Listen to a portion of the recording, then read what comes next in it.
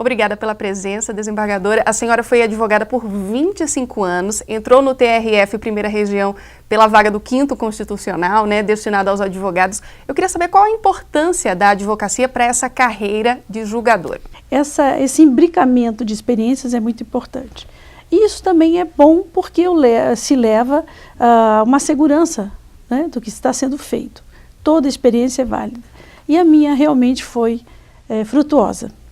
25 anos, 25 anos. Recentemente foi divulgado o relatório do CNJ Justiça em Números, e ele traz números realmente impressionantes, No ano passado, tramitaram cerca de 102 milhões de processos no judiciário. O levantamento anterior traz o número de 100 milhões, ou seja, esse número vem aumentando. Isso é preocupante, Realmente, o CNJ tem feito um trabalho importante, é o levantamento de números de processos que tem em todo o Poder Judiciário. Esse Poder Judiciário, nós dizemos o todo, ou seja, a Justiça Comum, Trabalhista, Eleitoral, Federal, enfim, é um todo de processos em tramitação, tanto em primeira como segunda instância, quanto nos tribunais superiores e no Supremo Tribunal Federal. Então, é realmente um número que assusta, assusta. Tanto é que diz que até o ano passado eram 100 milhões, no último relatório foram 102 milhões de processos em tramitação. Isso assusta mesmo, mas é a nossa realidade. Agora nós temos que entender o porquê que nós chegamos a isso e para onde vamos. Esse mesmo relatório, ele aponta que a Justiça Federal está em segundo lugar no que se refere ao acervo, dá cerca de 13% aí do total. E a Justiça Federal foi a única que conseguiu reduzir aí o número de casos pendentes em 2015. O que explica isso? O que nós temos feito? Nós tivemos pelo CNJ, desde a sua criação, na gestão do ministro Gilmar Mendes, que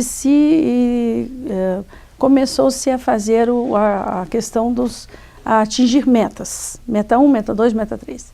E com todas as dificuldades, porque nós temos seríssimas dificuldades, inclusive de pessoal, de servidores. Na nossa primeira região, é uma região totalmente diferenciada. Nós temos varas em Tabatinga, final do mundo, os cárceres. Enfim, são varas que estão longe de qualquer centro maior do Brasil. Isso, nossos servidores estão lá, nossos juízes estão lá. As dificuldades são grandes, mas nós somos valorosos. Todos os juízes federais do Brasil, eu digo assim, com muito orgulho, são valorosos, eles buscam sempre, doam-se totalmente ao trabalho, fazem um trabalho excepcional, especialmente aqui da primeira instância, que eu tenho mais proximidade. Eu vejo assim o trabalho diferenciado em busca. Isso tem ajudado bastante. Agora, nós temos os juizados especiais também ajudaram muito a diminuir esse acervo. E agora o que eu penso que realmente tende a ajudar cada vez mais a diminuição desse acervo é os núcleos de conciliação.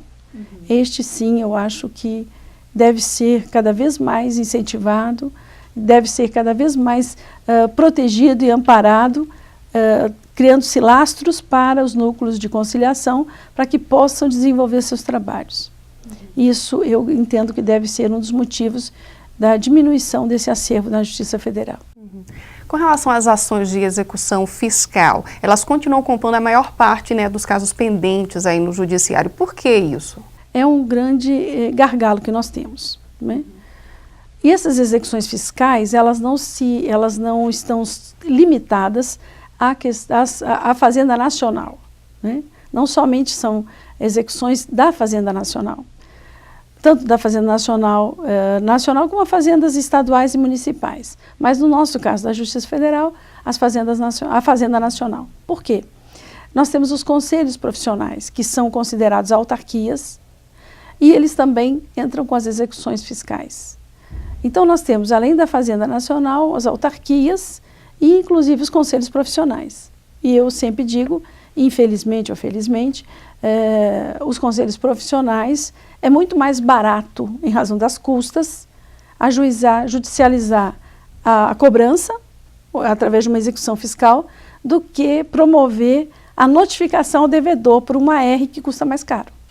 Então, de repente, o Poder Judiciário, com todo o respeito que tem o jurisdicionado, especialmente dos conselhos profissionais, Mas é uma questão de lógica, é muito mais barato judicializar, não é? Então, de repente, nós tivemos um acervo imenso de execuções fiscais decorrentes dos conselhos profissionais.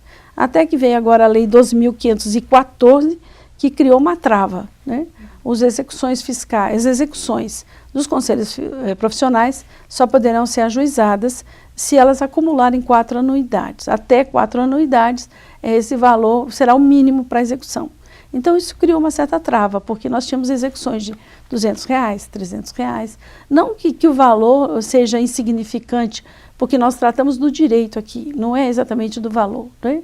Nós vemos a execução como direito do credor de cobrar o seu valor. Mas o problema é que você provocar a máquina judiciária, o custo é muito alto. O custo é muito alto para o Estado, para a União, né?